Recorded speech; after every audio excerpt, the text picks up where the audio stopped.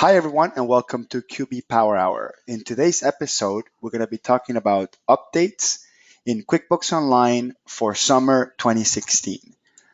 Today is August 11th, 2016, and it's 12 p.m. Eastern. Again, today's episode is going to be 100% about QuickBooks Online. I know many people want to know exactly what type of topics we're going to be talking about, especially if it's only QuickBooks Online or only QuickBooks Desktop. So I want to make sure that we know we're 100% in sort of agreement. It is going to be all about QuickBooks Online. I just want to make sure that you can see my screen and hear me okay. Just put okay on the chat there, just so I can double check that we're good. Okay, there's a whole bunch of okays coming in. All right, perfect. I'm going to go ahead and get started. So let me start with a polling question. First polling question is going to be, how often do you proactively uh, read about or work with new QuickBooks Online feature updates? I just like to understand, whether you are proactively looking at new updates or maybe you're just stumbling upon them or you don't use them at all. I'd like to just kind of get an understanding on basically how many people here are proactively looking at new updates or QuickBooks Online. That will let me know whether or not we should do more episodes on QuickBooks Online updates. I mean, we don't do these very often. The last time we did this was summer of last year. So we did an update summer of 2015, and then we kind of throw in features here and there in different episodes, but we never really had this sort of structure approach to just doing updates every quarter, every month, that sort of thing. So that will let me know. All right, perfect. Okay, we have about 85% of the votes in, so I guess we can close the poll at this point. Thank you very much. I'll share the results. So we have, 20% of you are checking your blogs the blogs and the websites a few times a month. That's pretty awesome. And it looks like over 50% are looking at these monthly or quarterly per se, and about 30% of you don't really use QuickBooks Online, or when you use it, you kind of stumble upon the updates. Interesting. That will give me some fodder for my analysis. So the agenda for today, we're going to be talking about QB Power Hour, about the CPE and the ACE process. We're going to have one unified topic, which is learning the new features added in QuickBooks Online from May through July. So I basically took the last 3 months worth of new features and just combined them all into one single episode. So this will be, we'll call it summer of 2015. Although technically summer is not over until August is in, but there hasn't been an August update yet. So possibly if there's a big August update, we'll think about doing an episode just for that. So about QB Power Hour, we are a webinar series, usually twice a month, Thursdays at 12 p.m. Eastern. The next episode will be in 2 weeks, and this will be an ACE course. So 2 weeks from now, it would be an ACE course. So if you're an advanced certified QuickBooks Pro advisor, that will earn you an ACE credit, and that's going to be on QuickBooks Desktop Job Costing Deep Dive. Today's episode is not ACE, and the one after on November 8th, which we don't have a defined topic. That's why we just call it Advanced QuickBooks Desktop Topics. That will not be ACE either. So we're going to be doing roughly about 6 to 9 ACE courses a year.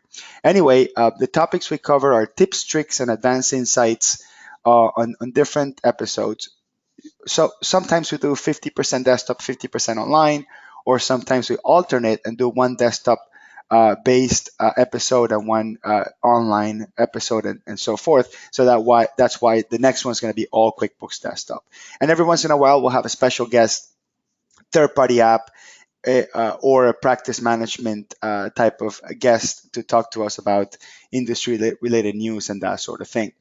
Michelle Leung is not with us today. She's in Europe somewhere in a Viking cruise, so that's really cool. So I hope she's having a nice trip. So she will be joining us on the next episode. She's a renowned author on the QuickBooks world. Her LinkedIn group has over 160,000 members. If you haven't joined it, look it up. It's called Successful QuickBooks Consultants. Myself, my name is Hector Garcia. I'm a CPA and a certified IT professional. I teach QuickBooks in my own classroom down here in Miami.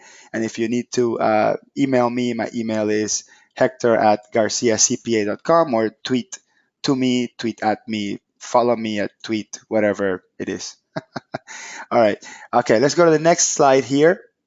And let's talk about the CPE process. Oh, real quick, QuickBooks Connect will be the next major QuickBooks related event. If you haven't looked into it, go to quickbooksconnect.com.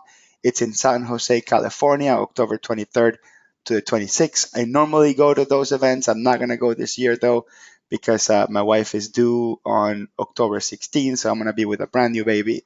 So it would be kind of messed up for me to be in California partying while that's happening. So I will be missing QuickBooks Connect, but I will be with you in spirit. Anybody that goes, I strongly recommend. It's actually one of the best conferences out there.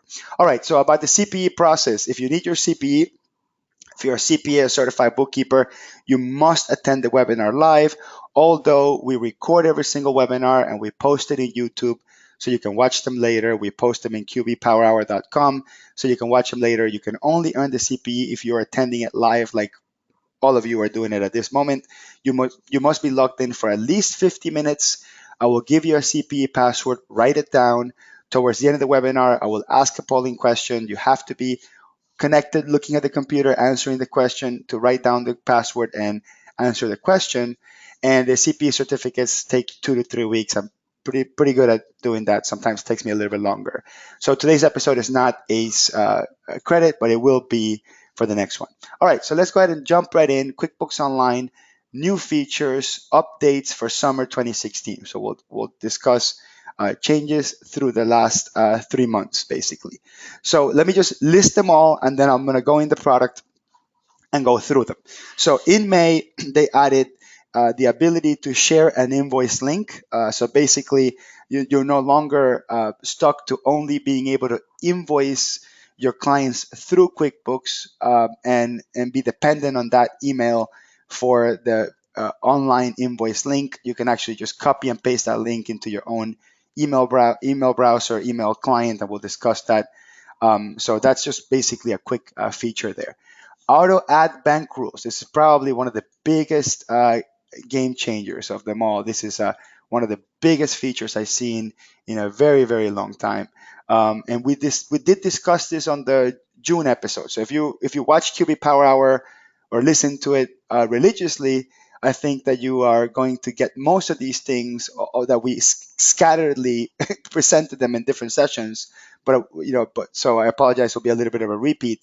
But the auto add bank rules, which I'll probably spend the most time in, it's a huge game changer. We'll discuss that. Then we'll talk about copying estimates to purchase orders. That's a new feature they added in June. Then the ability to attach files to customers and vendors that wasn't available before. You could do it to just transactions, but then you can do it to customer and vendors now. Ability to show and hide attachments in the transaction list that was added in June.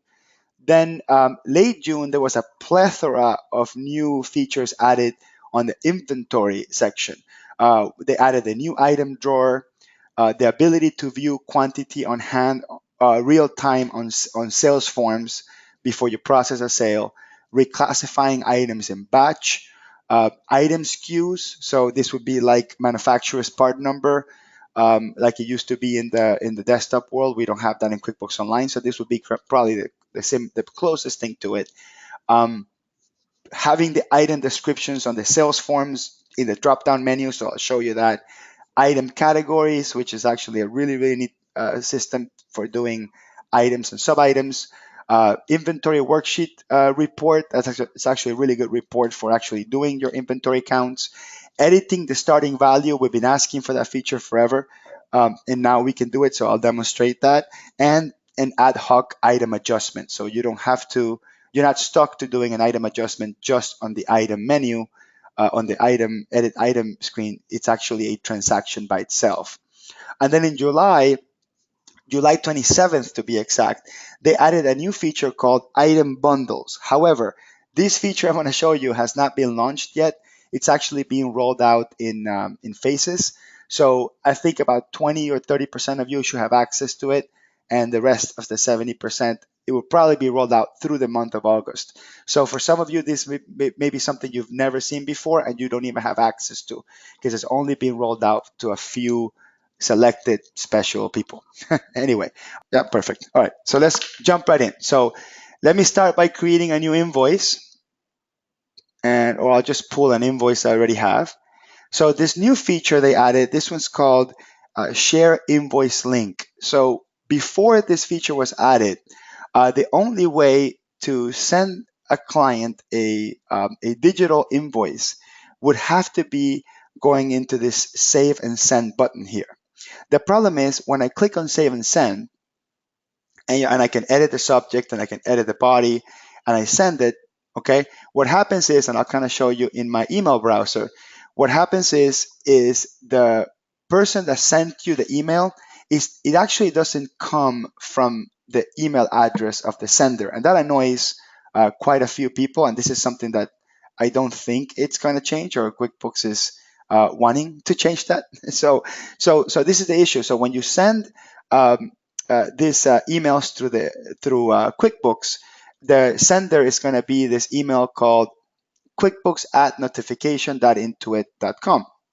So this was the only way to get your client to be able to see the email, click on this button that says View Invoice, and get to these sort of this digital invoice that's on the web, where the clients can do add comments, print, save, or even pay digitally if you're using QuickBooks Payments.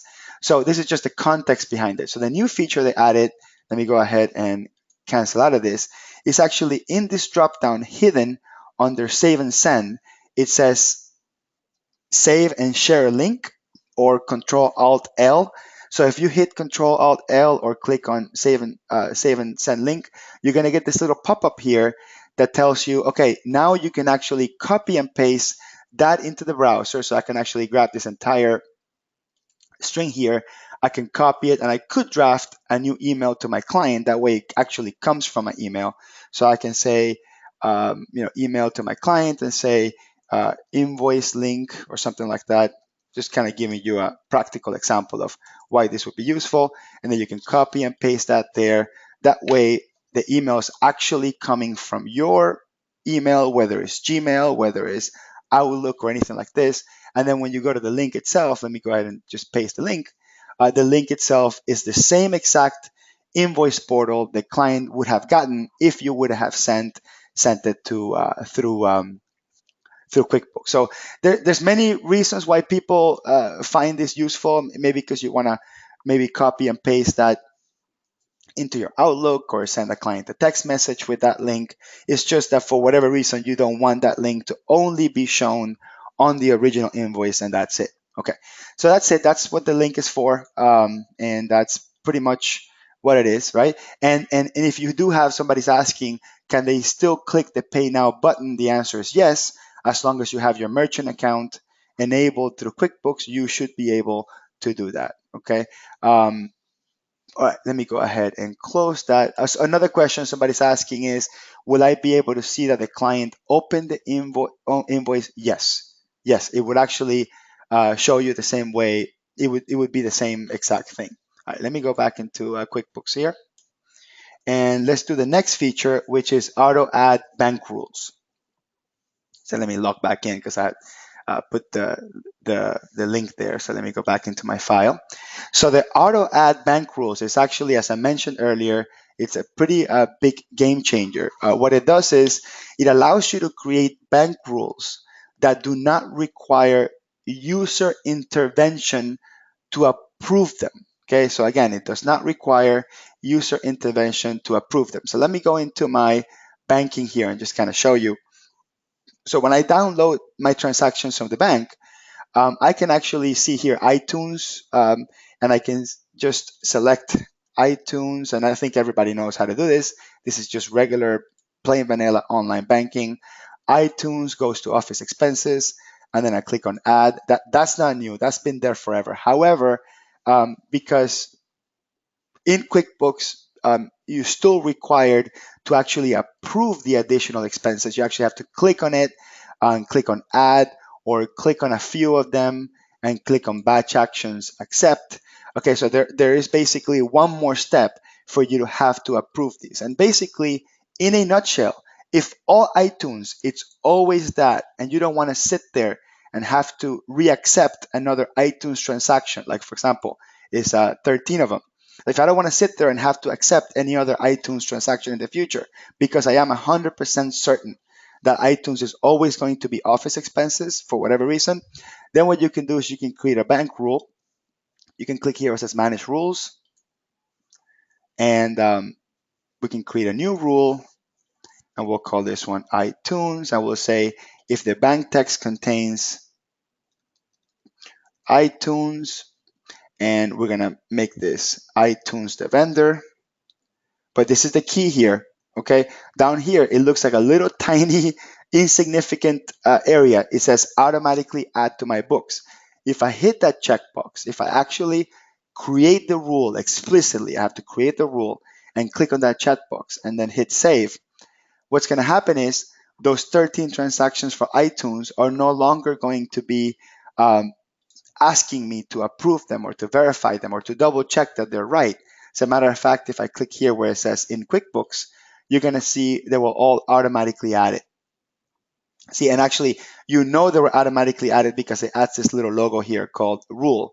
And if I click this little filter here, I can say, look, I want to see the ones that were added without rules and hit apply, and I can see just the ones that added without rules, or I can change this and see the ones that were added with auto add rules and click apply, and then you can see them here. So you can actually kind of just go back and research, double check that these things are correct. Okay, so that's the other major feature that was added in May. So now let's jump into June features.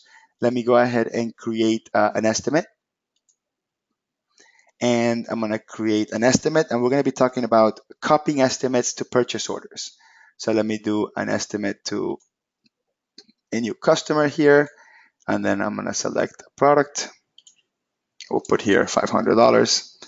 And if I was going to make an expenditure out of this product, let's say this was an inventory part, I'm going to hit save, I would have to actually manually go in there and create a separate purchase order for it. So I have to go and create a purchase order for this particular product. However, I'm going to add a feature that's sort of hidden here on the settings. So I'm going to click on the gear menu, and then I'm going to click on account and settings. And then this should be under, I'm pretty sure it's under sales, but we'll double check anyway. Here's under sales, and we're going to scroll down. It may not be under sales. Let's see if it's under expenses. Sometimes I forget exactly where these are. This is right here. It's under expenses, and you click on purchase orders, and then right here is a little tiny checkbox that says copy estimates to purchase orders. So I'm going to click on that one, enable that feature, and then I'll hit save, and then I'll hit done. Then I'm going to go back to my estimate, the estimate I just created. And now you're going to see that under copy to invoice, there's a little hidden menu here that says copy to purchase order. So if I actually, let's say, let me just pick, let me create an inventory part here, make it a little bit easier here. So I'm going to create an inventory part, and I'll put here widget. Of course, have to use widget. And we'll put here 0 today. And let's say it's 50 widgets for $10 each. This will make a lot more sense because we're talking about a purchase order. So then I'm going to click here on copy to purchase order, hit yes. Let me just go back and make sure that that estimate was saved completely. I think I may have skipped through that estimate too fast. I apologize. Okay, there's my estimate. There's my widget. Okay, 50 items for $10 each. Save. Okay, now it should be okay. Copy to purchase order. Perfect. And now you're going to see that a new purchase order is created with the same product, with the same quantity. Okay, so it's a really important piece of creating the purchase order. Unfortunately, you still have to go in there and select the customer here. So I wish that feature was a little bit more complete, but hey, we're getting there. So that's the feature of copying estimates to purchase orders. So go from estimates to purchase orders. Unfortunately, you can't go backwards. You can't really go purchase orders to sales or to invoices or anything like that. So it's just to do estimates to purchase orders. Okay. Now attach files to customers and vendors. So let me show you. I'm going to click here under customers, and then I'll click on any of these customers. Let's say I'll click on Garcia Enterprises.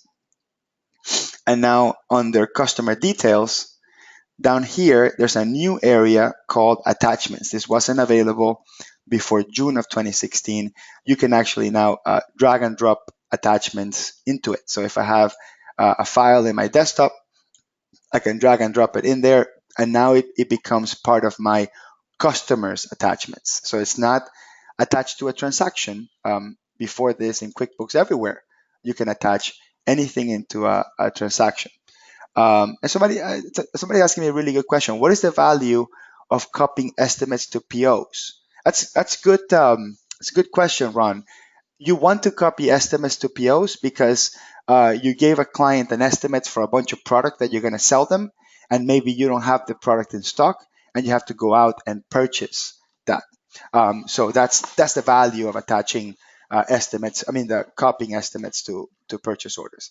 Anyway, so one of the practical applications for attaching, uh, uh, sending attachments to customers here, in this case, would be like if you have a contract, if you have a um, an agreement with the client, maybe a picture of their house, if you work on their house, that sort of thing. You can have all the things that are pertinent to the customer overall, not just necessarily the transaction. In terms of vendors, you can attach their W-2s, their W-9s for 1099s, that sort of thing, right? So it is valuable to have that in there. Okay, and the other part here that I wanted to show you, if I go into a customer itself and I go to transaction list, I actually didn't show you that earlier. Here on this drop down, there's the share invoice link, that same thing that I showed you a few minutes ago, that can also be pulled through here. So you don't have to be on the invoice itself. So I forgot that is important to mention that. Okay, now the other real valuable piece is if you have an attachment on the transaction. So let's say, for example, I'm going to go into this invoice and I'm going to go ahead and attach something. So I'll attach a picture there. Whoops, it's not what I meant to do.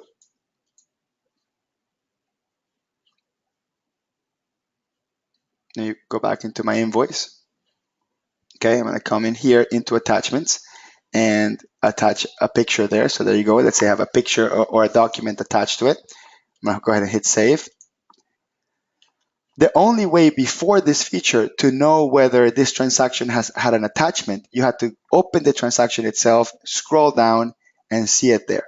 Now, with this new feature, I'm going to go into my transactions list and go into sales. I can click on my gear menu up here, and then I can click on attachments. Again, all these new features are sort of like hidden in there. So when I go to the gear menu and I turn on attachments, now you're going to see a column that has that little paper clip there, which lets you know with a 1 that there's one attachment in there. And if I actually click on that one, you will get a little preview of what that attachment is, whether it's a PDF file or a Word file or whatever. You're going to see that in there. I'm going to show you that again. Let me go into estimates. Okay, and then I'll attach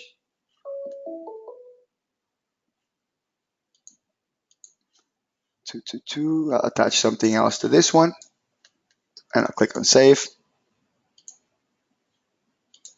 Okay, once it's done attaching, I'll hit close, and now you can see that one in both sides. You can see that both of those transactions have an attachment. Now, I'll give you a practical application for this. I have many clients that tell me, Hector, I want to see all of the checks I wrote, and I want to make sure that all those checks have a bill attached to it. Or I want to see all the bills I created, and I want to make sure they all have something attached to it. So you can go into this screen, you can work your filters to see how you want to filter it, enable that, and then you can print And then basically on a like a print preview, you can see, and then with this printout, you can just basically spot all the ones that don't have attachments, and you can go back to your client or your bookkeeper and say, hey, where am I missing attachments for this? So that's actually a very common request that we get. So, obviously, I think it's a great feature. I wish desktop had it.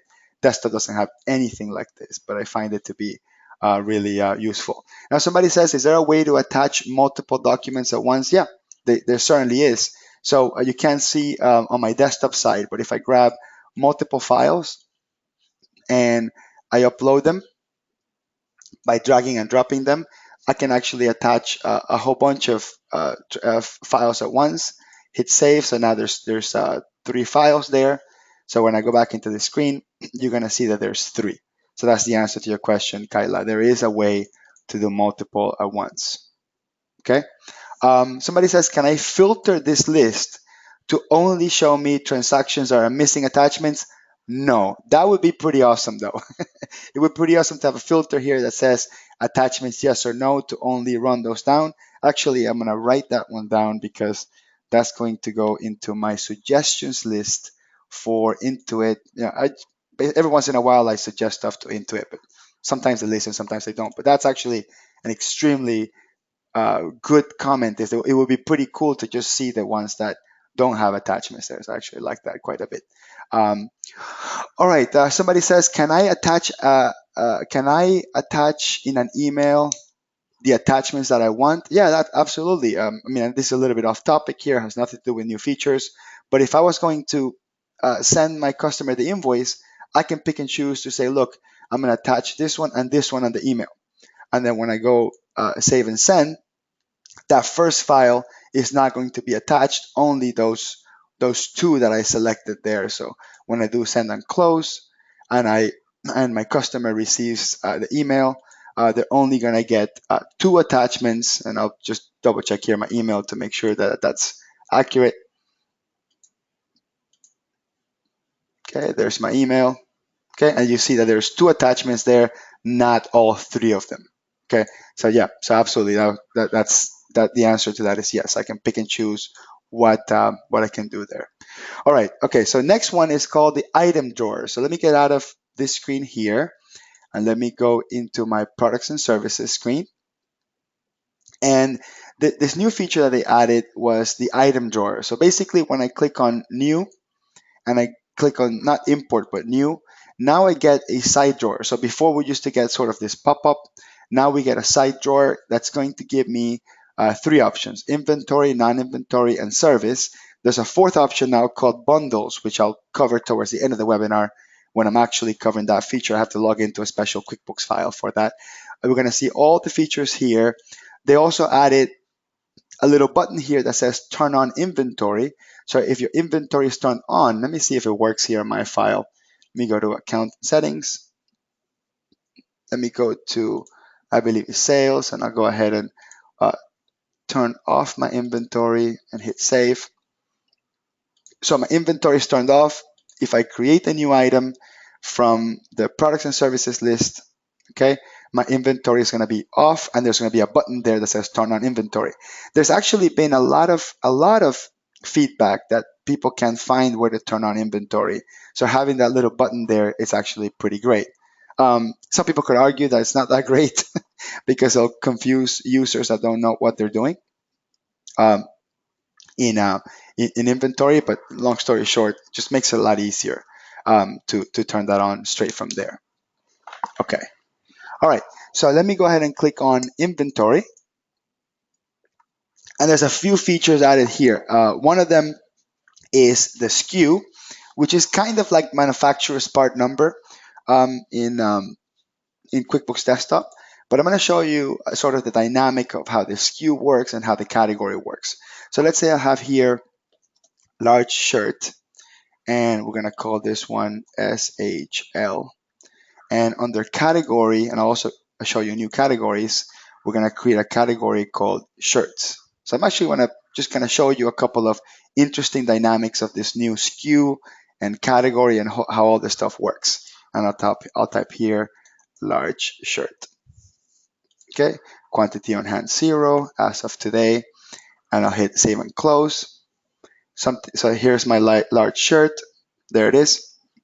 Here under the edit menu, they added a new feature called duplicate. That to me is huge. I mean, that as small and as significant as that may be, that little duplicate feature which they added in June, it's really, really big. So I'm going to click on duplicate, and then I'm going to do here S shirt, and then under SKU, I'll put SSHT, and then category will be shirts, quantity on hand 0 as of today, and I'll put here small shirt. Okay, so now I'm going to start showing you sort of the dynamic of this, right? Because I got my shirts and I got my pants. So I'm going to go ahead and create duplicate this, and I'll create some pants as well. So I'll do S pants, and then I'll do SPNTS, and then I'll create a new category called pants, and I'll put here small pants. Oops. 0 on hand as of today. And I'll do one more, duplicate the pants. I know this is kind of long, but trust me, once you start seeing the reports, this stuff's going to make tons of sense. Okay, and the category pants, 0 as of today. Perfect. Okay, so with this dynamic of SKU and category, you're going to see how all this stuff plays out into the invoice or the estimate process, which makes things really, really easy to work with. The first thing I'll do is I'm going to go ahead and receive some inventory, just because I want to make sure that I have some inventory in stock. So let me pick a vendor here and go to item receipt, and then I'm going to pick each of these here. So I'll do spans, and notice that I not only see the item name, I also see the SKU. The significance of this is sometimes people like to work with item numbers or SKU, so I can put SPNTS and it will find the product for me instead of using the item name. So that dynamic of being able to choose or type or find or search from the part number or from the SKU, it works really, really nicely. The other piece is if I just type pants, it will actually show me only the categories that have pants in there. So the dynamic of being able to search by SKU or search by category is really, really huge. Now, from a QuickBooks desktop user world, basically in a nutshell, categories are items and sub-items. All right, so let me pick each one of these. I'll type pants, do the short pants, I'll type shirt, do the large shirt, and I'll type shirt and do the short shirt. All right, so it does actually make this process really, really easy. So let's receive a couple of these.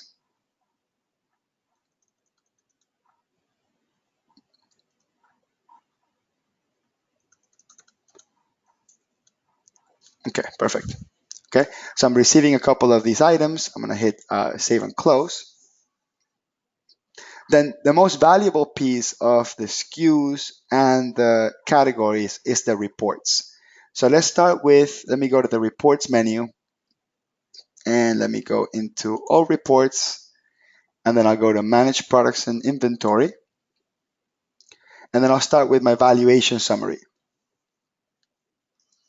So in my valuation summary, you're going to see that all of my inventory parts are going to be grouped and valuated by category. Right? That's probably one of the biggest positives about this, is that now I have them all grouped by category, just like the way sub-items worked and the way QuickBooks Desktop works.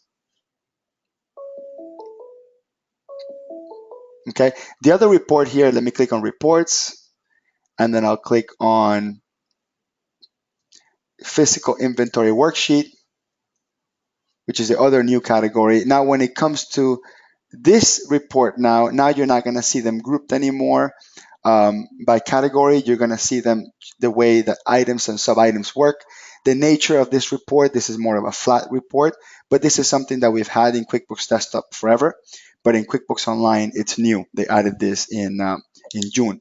So this is the type of report that you use where you print and you actually write down how much you have in stock, and then you're going to make an inventory adjustment afterwards. So we're going to segue right into inventory adjustment in a second. I just wanted to kind of show you the dynamic of how the categories work. In some reports, they group, and in some reports, they pretty much look like sub items. Now, if I click on customize here, for example,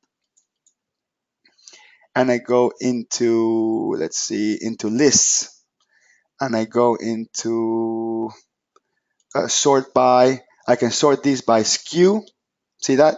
I can sort them by SKU. So there is a SKU component to this. And then here under columns, I can also show the SKU here. So I'm going to click OK and click Run Report. And then I can also show the SKU. So I can basically choose to have those SKUs there or not.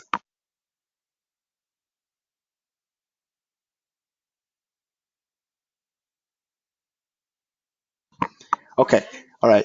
So let me go back into an invoice. So we can now see the dynamic of the product description, the SKU, and the category when we're actually selling a product. Okay, so I'll pick a customer here, and then I'll hit the drop down here, and I see all my products here. And then notice that when I'm selling a product, I actually have the item name, I have the SKU, I have the category, and I have the description. So if I want to search by pants, I'm going to get, based on my categories and descriptions, it's going to find these. If I want to search the word small, it can pick the information from the description, or if I work by SKU, okay, it will basically, I didn't know what the first letter was, but I know what the other letter was. So this is actually a huge improvement, because what ends up happening is, as I'm selling stuff, I sometimes know the description, I sometimes know the category, sometimes I know the SKU, sometimes I know the item name. Being able to do all these is actually a really great thing. So all this stuff was added in June as part of this big update. Now, if you click on the quantity amount, you see that little cloud that comes up there, that little bubble. It tells me how much I have in stock. That's another part of the update here. So let me do here shirt. And then under quantity, I'm going to put my cursor over it. So it tells you right there that there's 300 available. So those are a nice little feature. I know it's pretty small, but that's little feature was added there. Okay. All right. So let me close this, and I'll cover one more feature on the item list. Let me go into gear and go to products and services. And now you see how you have a couple of service items here. I can select multiple service items, and I can assign categories in batches. See that? So for example, if I were to create a new category, let me just click on this item here. I'm going to click on an item here and then create a new category real quick. And we'll call this one services. And then click save.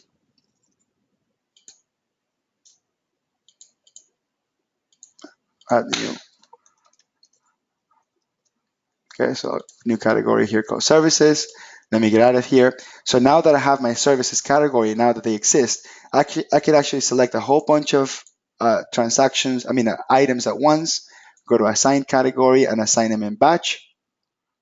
Okay, so I can assign them all in batch in one shot. And the other thing is I can actually convert these items. For example, I can convert services to non-inventory. So I can go services to non-inventory, non-inventory to inventory, but I can't go backwards, inventory to non-inventory. So I can actually take any service items and convert them to non-inventory in batch like this, or I can grab a bunch of non-inventory items and convert them into service. So that's actually kind of an interesting thing. I can go back and forth from service to non-inventory, something that in QuickBooks Desktop you can't do. The other thing that we can do here is, if we have this really huge item list with a bunch of items, I can click up here to the filter and select category and pick pants and click apply and only show pants. Hit the drop down, click shirts, only show shirts, or I can only show inventory service. So there's actually a lot of interesting, they're all little small features, I think, but they do add up to just a lot of easier experience per se, better experience. Now up here where it says manage categories, this is where I can create new categories. So I can create new categories from here, or delete them or remove them. Okay, I can edit or add categories from this screen. All right, I think the last thing we had here was edit starting value, item adjustments, and item bundles. Okay, perfect. I think we're doing perfect with time. So let's say I create a new inventory part. This is actually a very common request that people have, being able to change a starting value. So let's say I create a new product here, and for whatever reason, the user made a mistake and put a starting value, okay, in there, and then let me put it on the cost. Let's say these are 50 cents a pop. So the user created the item and created the wrong starting value. This happens actually quite a bit. So what ends up happening is when you create the wrong starting value and you go into your balance sheet, let me go into my balance sheet real quick, you're going to have that value in your inventory asset. Okay, so let me hit all here. You're basically going to have a transaction called starting value that is going to post into my inventory asset. Before June, you could not touch that transaction. That transaction was untouchable. However, now I can click on that transaction and I can make changes if I want to. I can change the adjustment account if I wanted to send that to capital contribution or retained earnings, whatever you want to send it to. You can choose the initial account that it gets posted, and you can even change the quantity and say, look, that was a mistake. I really didn't have any in stock. So instead of having to make an adjustment, I can just change my initial value. Now I can't delete the transaction, unfortunately, but I can make changes to a starting value. So that's an important feature that they added because it's one of the annoyances that people had with QuickBooks Online inventory. Now, the other one here is that you can actually make an inventory adjustment, and that's actually here in the Create button, sorry. There's a button here called Inventory Quantity Adjustment. So if I click on that, I can create or initiate my own adjustment. So I can come in here and say that my pants, I really don't have 120, I have 150, and it tracks here your change quantity, and it posts that to the correct account. And let's say on my small shirts, I really have 180, right? So it tells you here what account is going to be posted and the quantity. Unfortunately, we don't get a preview of the dollar amount. I mean, that's something that I added that to my suggestions list because that would be really, really useful to be able to do, but that's not there yet. However, if I hit save and close, and then I go back into my inventory asset balance sheet running account, I can actually see the transaction itself, like this one right here, inventory shrinkage. I can see what the dollar value is. So I don't get the dollar value on the screen itself. Again, I wish I could have it. You could run a transaction journal and get the information once the transaction is it's saved, or I can just go into my balance sheet here and look at the cost of goods sold effect of that adjustment. Okay. All right. So that's it let me just make sure I covered everything. Yep, I covered everything. Okay. So the last feature that we'll talk about here, and let me open up a new browser. It's going to be item bundles. So as I mentioned earlier, item bundles are not have not been rolled out yet. So there's probably about 20% of the QBO population that has access to that feature. So I'm going to show it to you right now, but you won't be able to play with it right away. Now, I did have in my YouTube channel a video on it just in case once it comes out, then you want to review it. And it is the same one that's going to be available to everyone. It's just not available right this second. So let me go ahead and switch over to my other QuickBooks file that has that enabled. Okay, so you should see a different QuickBooks file here I have here, and that's loading up in a second.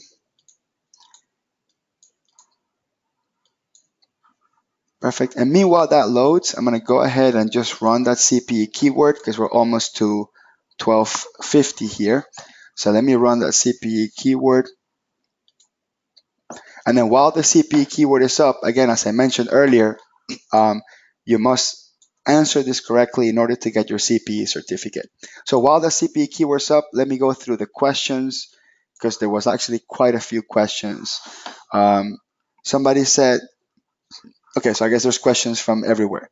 Somebody said, Hector, are you 100% sure that if I share the invoice link, I can get the client to pay directly through there? The answer is yes. As long as your merchant services are turned on, the answer is yes. Another question here is auto add bank rules. Those auto add bank rules fixes the problem where QBO can only download 90 days worth of transactions at a time. No, QuickBooks Online is still restricted to downloading 90 days worth of transactions. Auto add bank rules is only for the current transactions that have been downloaded. Somebody else says, can I go from purchase order to estimate or from purchase order to invoice? The answer is no. You can't go from purchase order to estimate or to invoice. However, if you convert the purchase order to a bill, and you mark the items billable, you could then use the billable items to create an invoice. That's kind of a backdoor way around it. Somebody else says, can I see which transactions have attachments from the bank register? The answer is yes. That little column there for attachments is also in the bank register. Somebody says, what is the maximum number of attachments I can add per transaction or per customer? I don't think there's a numerical number like 100 or 150. The limit is on the file size. The file size can be a maximum of 25 megabytes. So a maximum of 25 megabytes. That's the answer to that. Somebody says, when you see the quantity on an invoice, does that include the items that are on purchase orders or an estimate? So the answer is no. So it doesn't track, I guess, available quantity. It only tracks physical quantity on hand. Can I change an item from inventory part to non-inventory part in QuickBooks Online? The answer is no. Once it's an inventory part, that's it. You can't change it to service or to non-inventory. Can I use SKUs as my manufacturer's part number? And would that be a disadvantage? No, that's fine. Yeah, you can do it. Absolutely. Can you have categories and subcategories? No. So no subcategories, just categories, and that's it. And then you will have those items under those categories. Can I hide a quantity on hand in the inventory worksheet report? That way my employees do a blind count. Huh. Good question. I haven't tested it. So I would say that's something I have to test. I apologize. I won't be able to answer that on the fly. Let's see. Okay, let's get on with item bundles. Perfect. Thank you for your questions. So I try to answer as many as possible here. Okay, let me close the polling question for the CPE. All right, so you should be able to see my screen here. And we're going to talk about bundles now. Again, this is the feature that was added July 27th to only a few of the QuickBooks files. I suspect that the next couple of days, it should be available for everyone. So when you're in your products and services list and you click on new, you're going to see a new category here called bundle. When I click on bundle, I basically get to choose the bundle name. Now in the QuickBooks world, in the QuickBooks desktop world, I think some of you will recognize these as groups. So these are essentially item groups, just the same way they work with QuickBooks desktop. Okay, so let's call this a package deal, right? So let's say we have a package deal that contains a couple of the products, and then I'm going to come down here to the products and services. I'm going to pick and choose what products are part of this package deal. So let's say it comes with gardening, and it comes with concrete, and it comes with installation. Okay, and then it comes with, let's say, 10 feet of concrete or whatever, however you measure here, and 25 here of gardening. So what happens is you create one bundle, which is basically an item group. You pick which of your products are going to be here. You don't get to pick the price. You do get to pick the quantities, and then you get to choose whether or not the bundle components are going to show in the transaction. So let me put here gardening kit or something like that. And then I'm going to go ahead and hit save and close. And the price of gardening, the price of concrete, the price of installation, it's all going to be driven based on what prices I have here. So if gardening is priced right now at 0, I'm going to make this 25. And then we have concrete, okay, and I'll make this 100. And then I'm going to go to installation, and it's really important that the prices on these items are there, and you're going to see it will make tons of sense when I create an invoice. So I'll go create an invoice, and then I'll pick my new bundle. Forgot what it was called, package deal, something like that. There it is, package deal. So when I pick my bundle, you're going to notice that every one of the products that were added to that bundle are in here with their quantities, which at this point I can, if I want to, I can change the quantities or change the rate. For example, let's say that bundles are supposed to carry a discount of, let's say, 10%. So what I can do is I can take that 1,660 and then create a new item here. I'll put here discount. Let's say I have a discount item, and then I'll come in here and I'll put negative 166.60 or something like that. And then I can force the discount in there by just plugging it in there. Unfortunately, bundles can't carry group discounts. It can carry the products, which will save me tons of time of having to enter each of those items manually. But any sort of discounts, I would have to enter them manually. When I click on save, and let's say, for example, I do a print preview. So if I'm going to do a print preview, you're going to see that none of those details are going to be there. You're just going to see the one bundle, right? So this allows me to hide some of the internal ways that I do my internal accounting without having to confuse my customer with the invoice. Now let me go close this, and then let me go to that bundle and just show you one more thing. It'll be the last thing, and then we'll be done with the webinar here. I'm going to click this little checkbox that says Display Bundle Components. Click Save and Close. Go back into that invoice. Was it 1451? I think it was. Okay. And I'm going to go ahead and do a print preview and show you what happens when I hit that little checkbox. Now on my invoice, I'm going to see all of the details, a discount, and each individual item. So that's it. As bundles progress in features, I will keep you posted of that. So that's that's basically version 1 of the bundles that's going to come out. So when something, again, if something else progresses in the bundle world, I'll keep you posted. All right, let me switch over to the slides here so we can do the wrap up here. So thank you very much for joining us. In 2 weeks, we'll be doing job costing with QuickBooks Desktop Deep Dive with Ace, and then we're going to have regular episodes every other week. Visit qbpowerhour.com for recordings, or wait for the email. We're going to send an email with all those features.